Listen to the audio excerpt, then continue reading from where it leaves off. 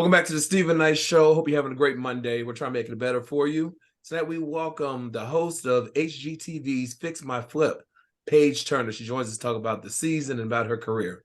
Then Hot Topics, of course, we're breaking down everything everyone's talking about. I want to remind you all over social media, Facebook, Twitter, Instagram, and of course, our official website, StephenKnightShow.com. Check out our new merch. Now, this month is Black Music Month. Black Music Month is an annual celebration of African-American music in the United States. It was initiated as Black Music Month by President Jimmy Carter, who on June 7, 1979, decreed that June would be the month of Black music.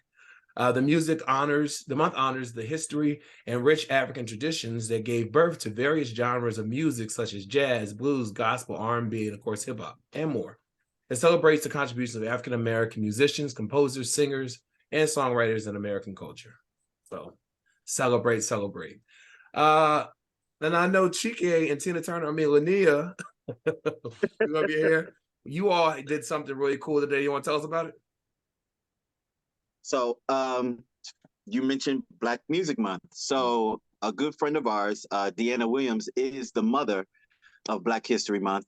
And her son, through an event today, shout out to the Sons of Legends Foundation, which Khalif Gamble is a part of. If the last name sounds familiar, his father is Kenny Gamble of Gamble and Huff of the Philadelphia Sound, and Deanna Williams is his mother. They had an event today where they had a panel of influential people. Media maven Kathy Hughes was the lead. Then there was resident DJ Patty Jackson. There was Mont Brown. There was Mr. Gamble's nephew, who actually runs the Gamble Huff operation now.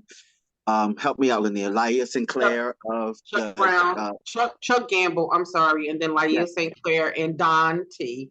Questlove's sister, if you don't know her, but she is her own separate entity in the realm of the music world. Mm-hmm. And if you don't know who Laia Sinclair is, she is one of the hosts of Questlove Supreme Show, and she's also a producer of that show, and she's also on Jill.ill podcast. She's also a producer of that show. So yeah, we had a lot of information today, and Linnea and I both were actually filled with knowledge from the panelists on in the event today. Linnea, help me out. Talk about your experience. Can I just say, the whole concept of Black Music Month actually started with the Black Music Association created by Diana Williams, Kenny Gamble, and Leon Huff many moons ago in regards to creating something. So it didn't start with President Jimmy Carter. But, of course, when he busted those gates open, it became a thing, but it started way before then. And the Black Music Association, they were around for probably like about 6-7 years before it disbanded. So those people get the credit of doing the root work and the grassroots work to helping to bring forth what we have now that is known as Black Music Month. Yes. And I am so appreciative for today because we were so full, a lot of information, a lot of royalty in that building today. And for us, I know that we appreciate it. And Chike and I talked about it. This younger generation, you just don't understand how much information you can tap into from your elders. Absolutely. I am representing one right now who has transcended and transitioned. And those things are important to get while they are here. Touch on them, love on them, get all, soak up all. We were like two little kids just soaking up information today. And you become so overwhelmed because we got some word. We got some word that we didn't even know we may have needed. And I'm so appreciative, for today and being able to, it was a good hooky day. Absolutely. Yeah. That's awesome. And I want to say this before we get off this subject. With the temperature in the country now where it's trendy to erase history. Those of you that don't know, knowing your history can help your future. Yeah. Amen. Please do not let these people erase your past. Do not let these people augment what has already been written and what's already deemed yours. It's yours by right of culture. Do not let these people erase it, because Absolutely. once it's gone, it's gone. Yeah. Yep. Well said. Well said. And yeah, we were out when we heard of the passing of Tina Turner, the queen of rock and roll. And so I love that you're playing homage to her with your hair today, Linnea. But she did so much, and I think I even took her for granted. I mean, I knew her story. We all loved her, but I've listened to so much more Tina Turner music in the last since she's passed than I ever did. And I really there was a clip I saw on TikTok real quick where she was in an interview, but she was sitting down by guy was playing the guitar, and she was singing "Let's Stay Together." That woman, her voice, Amazing.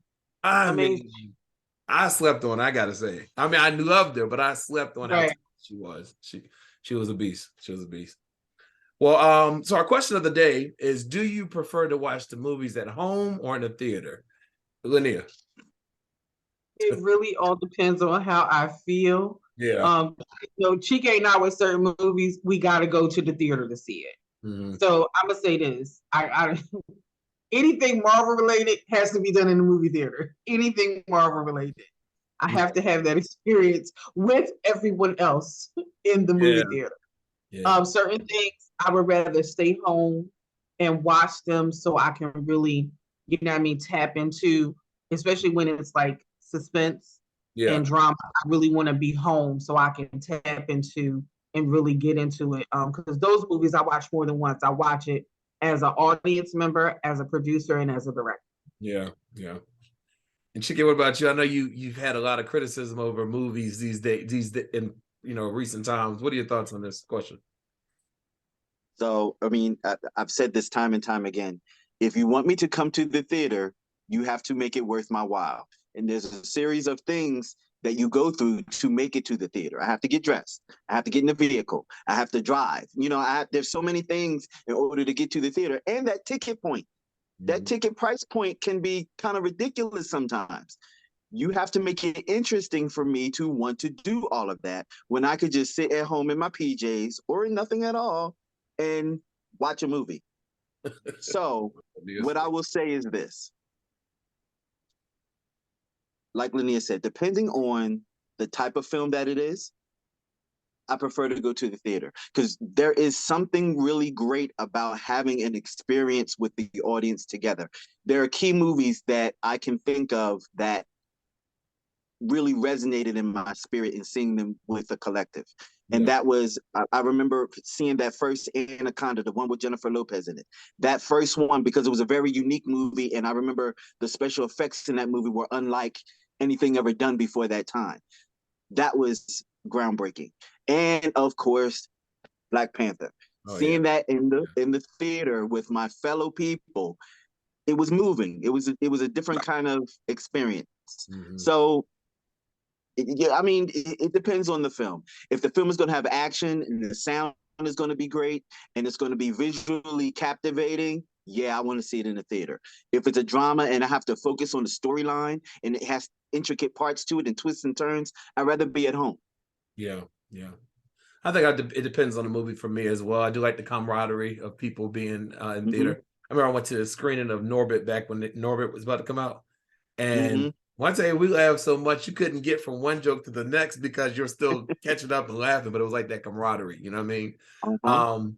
But when I do go to the movie theater, I have to go to the bougie ones that have the food and the drinks. You can lay back. Of course. Now those I have to go to those, but yeah, but tweet us at home. Let us know, do you prefer watching the movies at home or in the theater? All right, well, Justin Combs, Diddy's son, he was arrested on DUI. His mother speaking out, Amisa Hilton, speaking out after her son was arrested, seemingly blasting his father, Diddy. According to TMZ, the 29-year-old was arrested Sunday morning in LA after reportedly running a red light. According to TMZ, Combs was arrested near Beverly Hills Sunday morning. The 29-year-old reportedly ran a red light around 8 a.m. Additionally, the incident was also recorded by an eyewitness. An officer reportedly initiated a traffic stop with Combs' vehicle and determined there was enough probable cause to arrest him for driving intoxicated. Furthermore, the outlet obtained photos of Combs' arrest and reported that he was booked on a misdemeanor charge with his bond set at $5,000. According to Got the Scoop, Hilton initially took to Instagram Sunday evening, explaining that she was not with the reality TV. I'm not with none of that reality TV. When is enough? Yeah, okay. Then she explained that she's no longer protecting anyone. Then seemed to reference Diddy. I'm not protecting no one anymore, just my son. The statements "a fish rots from the head down" means a lot. In addition to being a major contributing factor in a family organization's success, leadership is also the root cause of its failure and demise. Act bad, bad boy. I used to want to be a bad girl. I chose to be a queen. Now, Hilton then addressed others seemingly involved in her son's life while blasting Diddy's business decisions. She said, I should have kept my child with me. UCLA too. Everybody can get it. How you go from one of the greatest to ever do it to making all of the money off alcohol and suing the damn alcohol company. Sell something healthy that builds people up. I'm sick of all of it, not mine. Additionally, she addressed someone named Christina. So what do you think about her publicly speaking out against Diddy? I'll start with you, Chike. So while we were out today, I looked at my phone and I saw that story pop up, but I didn't have an opportunity to get into it. Mm-hmm. You giving me the details just now, what I'm getting that, because I remember the son was a football star. He got into UCLA and they had high hopes of him doing things in football. I don't think that worked out too great. And I don't think that Misa's too happy about that.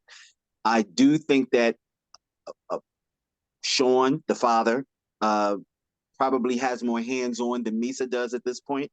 And because of the father's lifestyle, I can see young Combs actually being around more and being engaged in that lifestyle. And I don't think that is going too well. And I don't think that Misa probably has as much say-so and hands-on because he's grown at this point. Right. But he's still a young man. His life may not be going the way that she wished it would have gone. So that's why she's speaking out. And he's probably just following behind his father in what's happening in that circle. He's just too young to really handle everything that's going on right now. Mm-hmm. But I hope that his father, pulls him aside and has some talk to him. He's going to be all right. They have the money. He'll be all right. Right. Well, and what are your thoughts?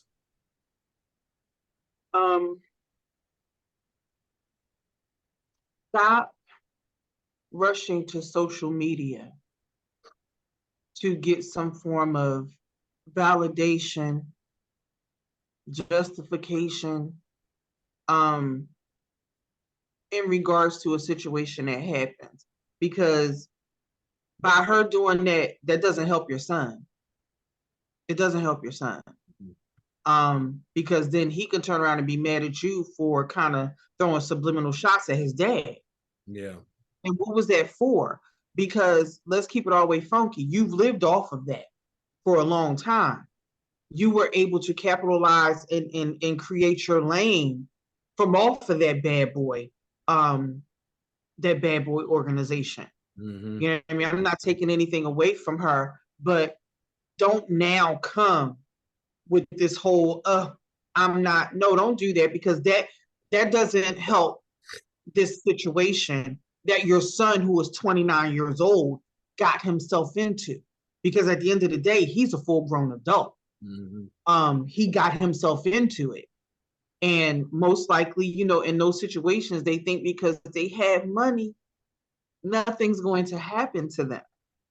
There's no repercussions relating to that. It's just going to get swept under the rug. Thank God he didn't hurt himself or anybody else. Right. But to head to social media immediately, I really think it's not tactful. You understand what I'm saying? If you're a queen, queens don't respond like this. Mm-hmm. This is not how a queen responds. Your prince, is in a situation, you need to move accordingly. Yeah. And I just want to add something on what Lania said. I think that she may have been stifled before this point. Not making excuses for her, but Yeah. I think this was an opportunity for her to talk, and she just went with everything that she had inside of her. I don't necessarily think that she was. It wasn't about this. No, Yeah. it wasn't about this, but I think that she has been silenced for quite some time because Diddy has the means to keep people quiet. And I'm sure that in that negotiation with their son early on, some paperwork was involved. Right. But why even come after that, him suing the alcohol company, his business dealings? I mean, that has, like, again, it had nothing to do with this DUI. Personal. Yeah. Personal. That's why you shouldn't respond based off of your emotions, because that's an emotional response with some underlining stuff attached to it that has nothing to do. So what's going to happen? People, social media is going to take this and they're going to start digging, and next thing you know, it's going to be all kinds of conspiracy theories in regards to why she said what she said. Exactly. Yeah. All right, well, Trey Songz is being sued for $10 million in a lawsuit accusing him of sexual battery and assault, after he allegedly grabbed and exposed a woman's breast at a pool party, according to court documents obtained by Rolling Stone. The lawsuit filed in federal court on Thursday also named Songz production company, Atlantic Records, and his manager, Kevin Liles, as defendants. The site claims that all three were negligent, in supervising their client and were responsible in some manner of his actions.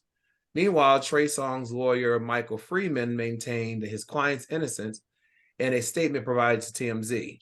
He added that the lawsuit is another example of a decade-old allegations being reproposed in a federal case.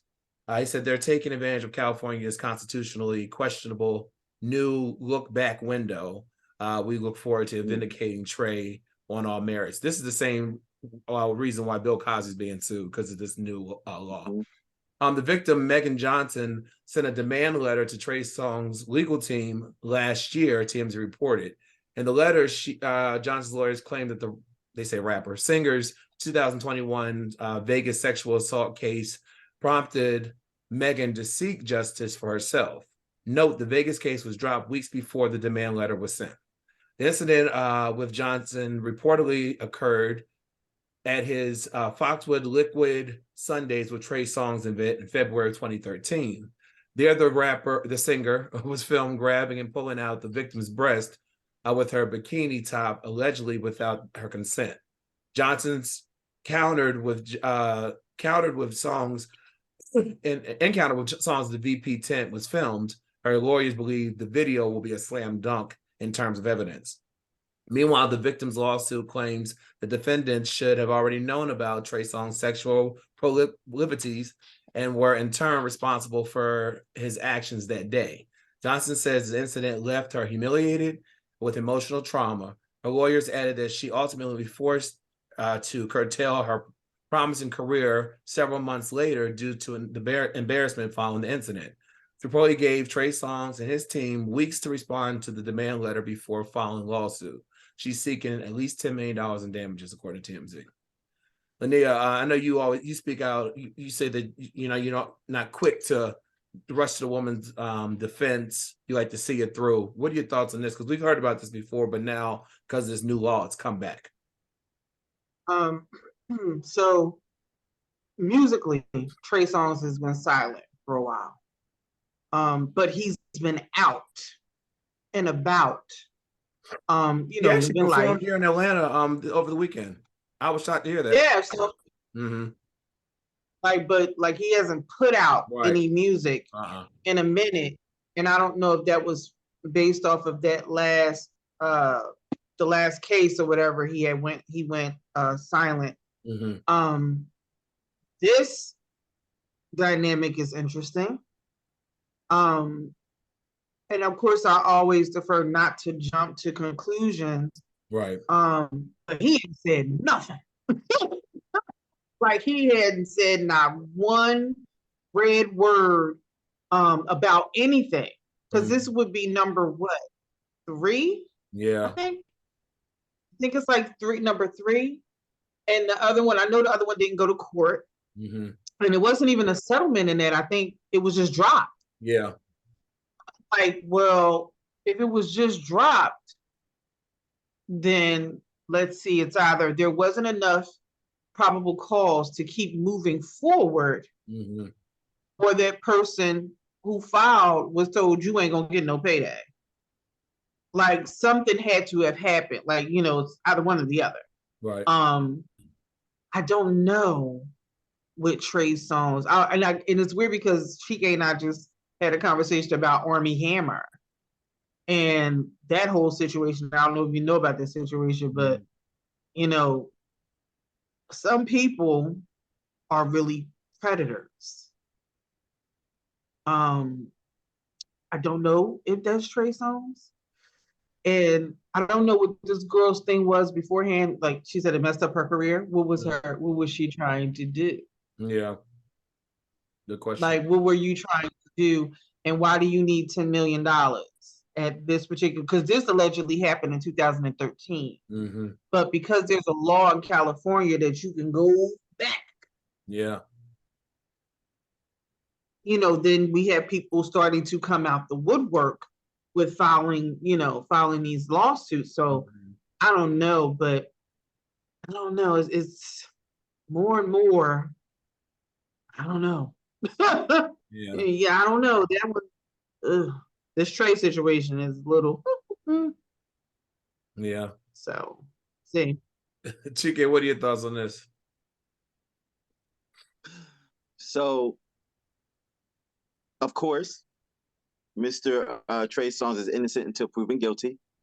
But it's my personal belief, if there is a lot of smoke, then there must be fire. I was just about to say that. Once there's smoke, there's fire.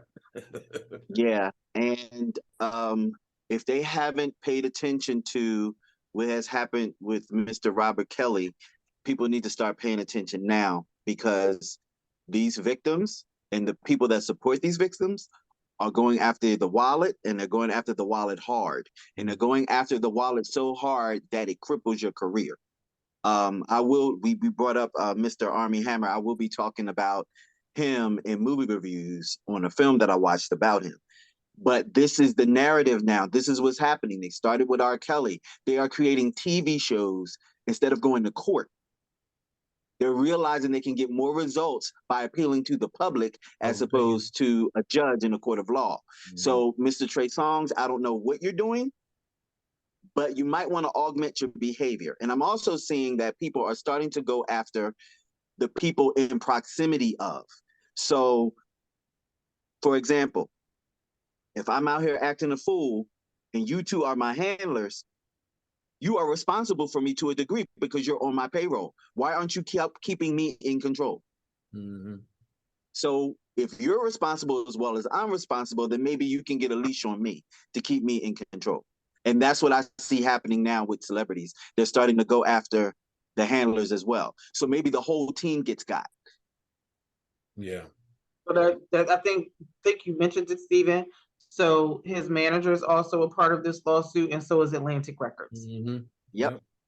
And then so consequently, since they named Atlantic Records, can you see the cancellation already starting? They're going for the parent. And the parent is going to do what? Cut you off. Yep. You're a liability at this point. She's curious to see what happens in this case. Well, Dr. Cornel West announced he's entering the 2024 presidential election. The former Harvard professor focuses on social economics and the impact of Black and Brown communities. The 70-year-old has also released several hip-hop spoken word projects and collaborated with Jill Scott, Andre 2000. Also, former Vice President Mike Pence is the latest politician to declare his intention when it comes to the presidential race of 2024. According to the AP News, on Monday, Pence officially filed his paperwork declaring his campaign for the 2024 race. Of course, he'll be going against Trump, who is the front runner, and Florida Governor Ron DeSantis, who's right behind him.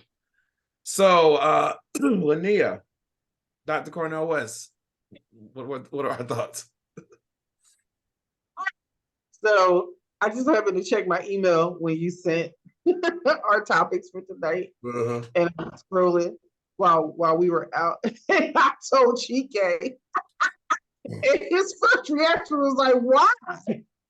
That's what I said. And I was talking to my boyfriend, and I told him, and he said, "What?" Right. So based off of those reactions from those men in my life, I'm just tickled pink. Yeah. I don't get it because I wasn't expecting to see that. So I absolutely don't have any. I ain't got nothing, Stephen. I ain't got nothing. I don't understand. I think Chike put it in better words than I could right now in regard when I told him. Yeah. Yeah, and the funny thing is, I watch the news cycles and I watch CNN and everything else, and no one has mentioned him. It's not even a story. They had mentioned Pence, of course, and mentioned some of these others that are running, but they didn't mention him. Chike, what are your thoughts on him entering the race? So firstly, I want to say everyone talking about my current president being too old and he probably shouldn't run. Stop it. Right. The country's in pretty good shape right now, and he's working on getting it better. We're not great, but we're not destitute. And what is the alternative? Yes. What is and the with alternative? that being said, that man is in the office right now because of people with that. Mm-hmm. And if Mr. West joins the fray, there's going to be a number of people that are automatically, and I'm just keeping it all the way 100. There are people that are going to automatically vote for him because of the color of his skin. That's just the way it is. So what you're going to do is you're going to cipher off votes for the person that already puts us in a pretty decent space right now for a possible questionable, which is going to mess things up.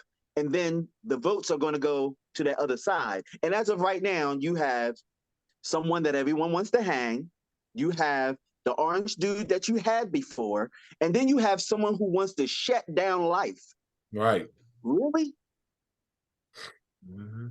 I honestly think that Mr. West might get shut down by the Democratic Party before he even gets an opportunity to do anything. Because what is he registered as? Right. Is he independent? Is he Republican? What is he? The story didn't say when he announced. It didn't say what he was running as. Yeah, I'm thinking it might not make it. I'm thinking he may not. I'm thinking that someone may pull him to the side and be like, look, listen. Right. Yeah. Hopefully so. Yeah, people need to stop this. Biden's too old. Biden, I was watching the View today, and Anna was saying how people were complaining, were teasing him when he fell off his bike. They said, I've never seen Trump get on a bike. At least he was on one. At least he was on the bike. And let me just say this, Stephen, while we're on him. In other cultures, they revere their elderly because they are knowledgeable. This man has been doing this for 40 years. There's no one right now who's as qualified as he is. He's basically worked his whole life to be at this point where he is right now.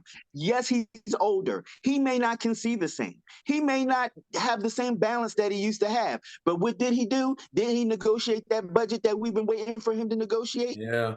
Yep. Yep. He's doing the job. Leave him alone. He's doing the job. Leave him alone. Yeah. Yeah. All right, well, our last story. So a recent ban of the Bible in elementary and middle schools in Utah has sparked controversy and debate among parents and educators alike. The decision was made after a petition was launched by a parent who objected to the holy book's violent and sexual content. The Davis School District has already started removing books from libraries following a state law that requires them to consider parents' opinions on age-appropriate materials. However, the decision to ban the Bible has raised concerns about censorship and freedom of expression.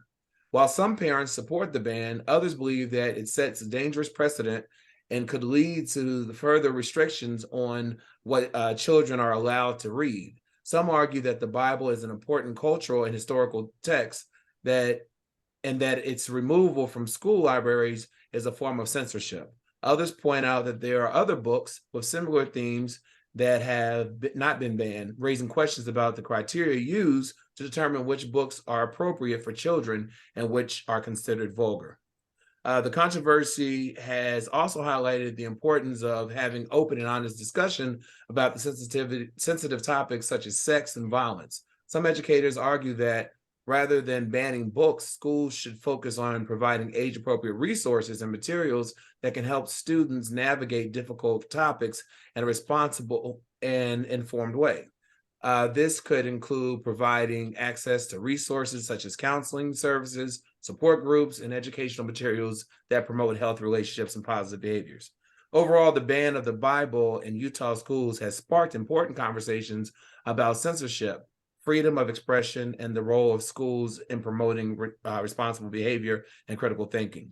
While there are valid concerns about the appropriateness of certain materials for children, it's important that the decision about what students can read are based on educational principles rather than political and ideological agendas. The ban comes amid concerns from parents about their children reading at school, with a string of LGBTQ plus books having been banned in recent months. And, in Florida, they got rid of an AP class on Black African-American studies. So what is it now with this? I saw this on TikTok. I saw it was a city council meeting, or a school board meeting, excuse me, and a teacher who had been at the school 3 years. He had volunteered on different boards and different things within the school. He resigned, and he said, "I'm resigning from the career I love because you are not letting us do our jobs. You're centering what we can teach kids." And he says that you're going to continue to see this type of behavior from teachers who love teaching, but they can't do their job, and so they're going to walk away. What is it with these bans, do you think, Linnea? We know what it is, but I'm not going to go there. I had a great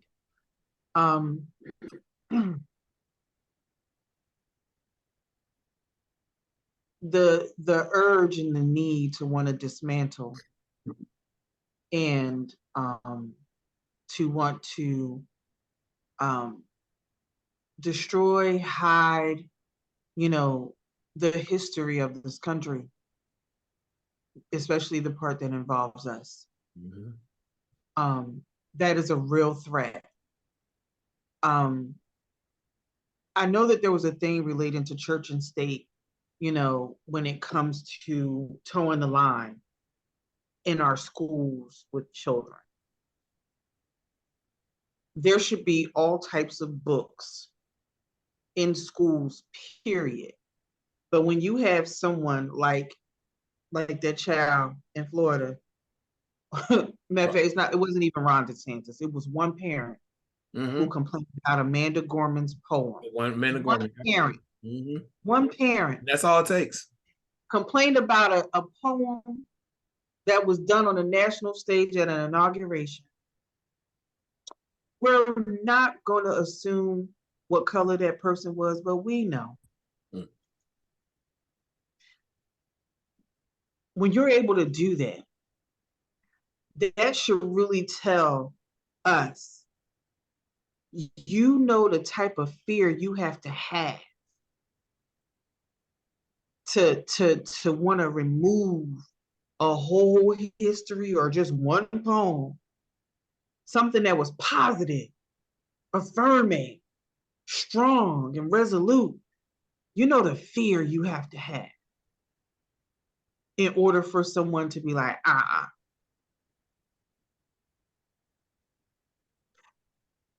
Chike, I now defer to you.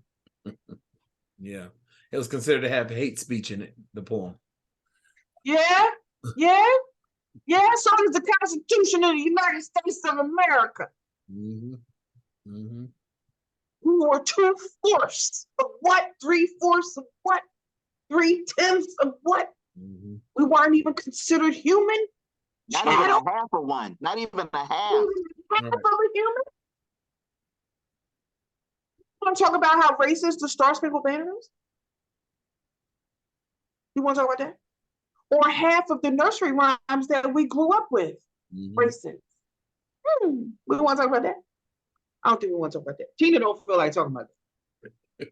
No, I really do, because I want to get something off my chest. And I'm going to go a little bit around the Marbury bush, because I want people to see the picture. We talked earlier about how they're trying to erase history. If you erase history, you can create a new future, right? Based off of the bogus mess that they say happened in the past, which you won't know because it's not written down in the book that you can't read. Mm-hmm. So them banning books is bad. And that's one thing. You making it to the greatest book that was ever written, that's kind of, that's the template for our life. That's the blueprint for everything that we know about how we're supposed to be as humans on this planet basically comes from that book. And you want to ban it? What do you do when you go to court? They make you put your hand on the Bible. If it's banned, what are you putting your hand on? How I know you're telling the truth? What are you swearing to? If that's something that comes from God, right? And that's supposed to be the template for all of our laws, because all of our laws are based off of what's in the Bible. If it's not there anymore, then what does it say about anything else? You already got judges being flim-flammy, whim-whammy in the court, doing different things that they're not supposed to do, not following ethics. That's already in the trash. Yeah. Now you're getting rid of the template that we're supposed to live by. You're trying to get rid of that. They done already told you straight up that they want to dismantle the government. They told you that. Said it to your face. FBI. We're going to drain the swamp. Mm-hmm. We're going to get out all the corruption. But what they're they the didn't say was, corruption. huh? But they're the corruption. Right. How about that? They're the It's just corruption. making it easier for them to infiltrate and get in when they take out all the things that are our staples. I just want people to really think about that. Really think about that. Think about what your life would be if the set of laws that you know and you lived by for all of your life were changed 3 months from now. Next year, all the laws that you knew about are changed. And there was dominion rule over your life, your children's life, your family's life. Everyone that you know would have to follow dominion rule, and you can do nothing about it. Mm-hmm. Think about it. And can I just I'm done. Can I just say, they have used the Bible. Let's talk about that same Bible that you wanna get rid of. That same Bible was used to your interpretation against slaves, Mm-hmm. to create certain laws. That same Bible was used and subject to interpretation and how you wanted it to be used so it can fit within that scope that you needed to fit in. And you used it as a weapon Mm-hmm. against a people, against the nation. Because what wouldn't you touch if now you're the same thing that you're, especially when they're having these Congress meetings and these Senate meetings and y'all referencing the Bible and Christianity this and Christianity that. So y'all can do that then. But this, oh no, we can't have it in school.